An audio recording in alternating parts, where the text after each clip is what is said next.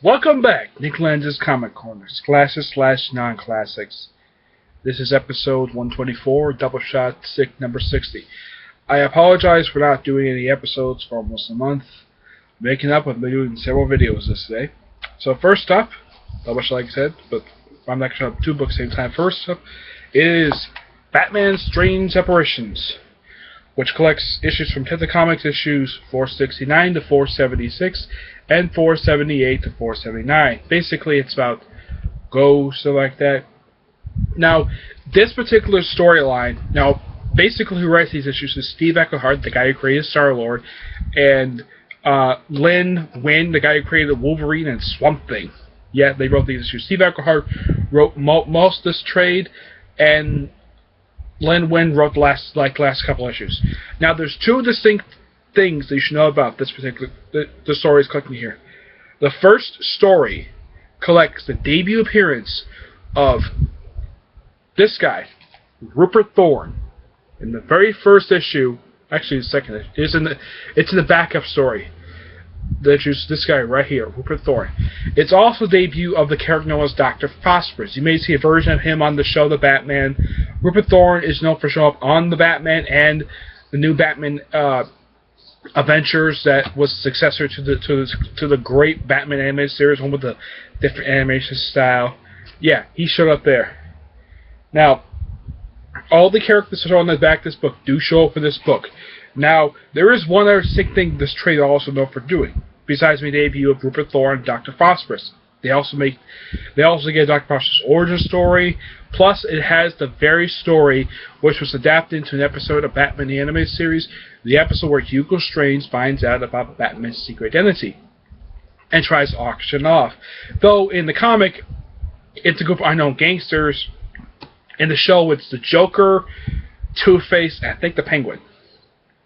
Which, Two-Face, I don't think he really minds. I don't know why Joker's there. The other two, probably there for the money. But this is really good if you really want to any, like...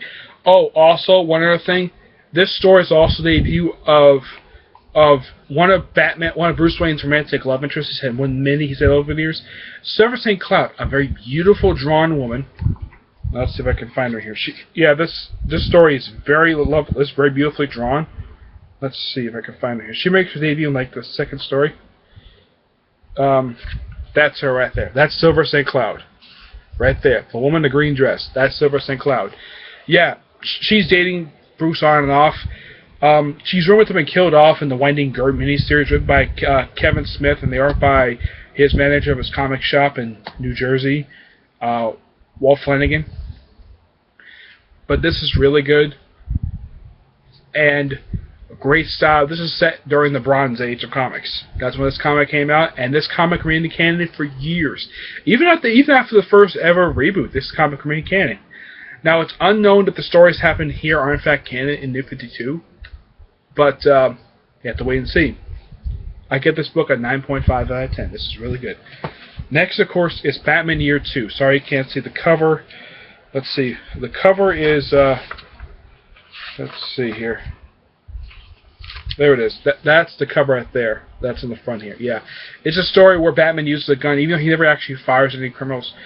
This story, written by Mike Burr, and Tom McFarlane does the artwork in this series. Yes. Tom McFarlane. Believe it or not, this is 80s style Tom McFarlane. Yeah, he wrote, I think he did this around the same time he did his Amazing Spider-Man. I'm not really sure. If anyone comment below, please confirm that if he did. But this story is not bad, but it's an okay follow-up to Year 1. Year 1 was fantastic. I love Year 1. But of the 3 year stories, this one is kind of the weakest of all 3 of them. Because the main villain is a guy called Reaper, and he kills people. And he's considered Gotham's first vigilante. He predates Batman. And of course, Shell shows up in here. Batman teams up with him for some strange reason, and then the Reaper kills him toward the end of the story.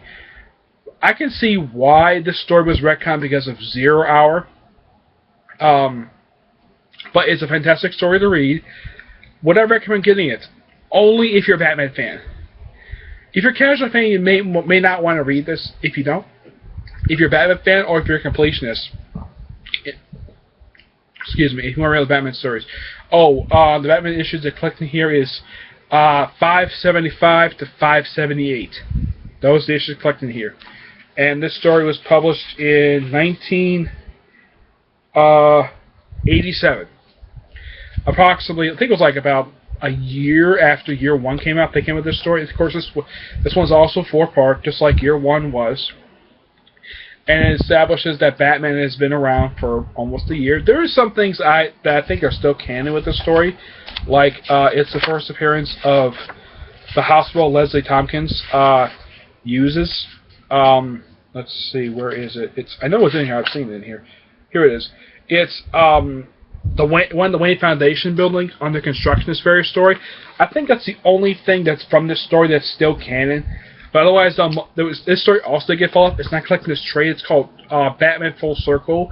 It's basically the Reaper is actually not the guy in the story. The guy in the story dies.